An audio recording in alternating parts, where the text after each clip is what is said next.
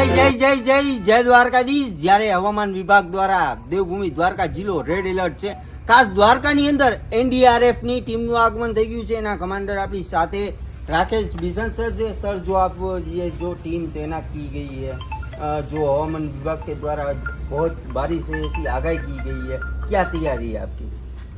हमारी तैयारी पूरी है मानसून के लिए। अगर कोई भारी बारिश की वजह से पानी जलाव भरा होता है या कोई और आपदा आती है तो हम उसके लिए निपटने के लिए तैयार हैं।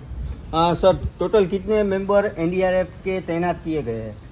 हमारी एक टीम यहाँ तैनात की गई है जिसमें 30 मेंबर हैं। सर कोई अधिकारी के जो देवभूमि डिस्ट्रिक्ट के आईएएस से कोई सूचना दी गई आपको? हाँ, उनकी सूचना, उनकी रिक्वेशन पे ही हमारी टीम यहाँ प्लेस्ड हुई है। और सर बारिश में क्या आपको सूचना मिली है, बारिश कितनी हो सकती है, ऐसा कुछ? हैवी रेनफॉल का कल परसों का प्रेडिक्शन था, अभी भी वही चल रहा है। आप देख सकते हैं बादल हैं, अभी कितना बारिश होगी या कितना एग्जैक्ट ऐसा कुछ नहीं, लेकिन हैवी रेनफॉल का प्रेडिक्शन था। सर क्या क्या साधन सामग्री आपके द्वारा तैनात की गई है? मानसून में पानी से बचाव के लिए जो बोट और उसके बाकी इक्विपमेंट्स हैं उन सब की तैयारी हमारी पूरी हालत में हम लोग लेके आए। तो देवभूमि द्वारका जिल्लाના લોકોની સુરક્ષા માટે થઈ અને તંત્ર દ્વારા એનડીઆરએફ ની ટીમ દેવભૂમિ દ્વારકા જિલ્લામાં તૈનાત કરવામાં આવી છે।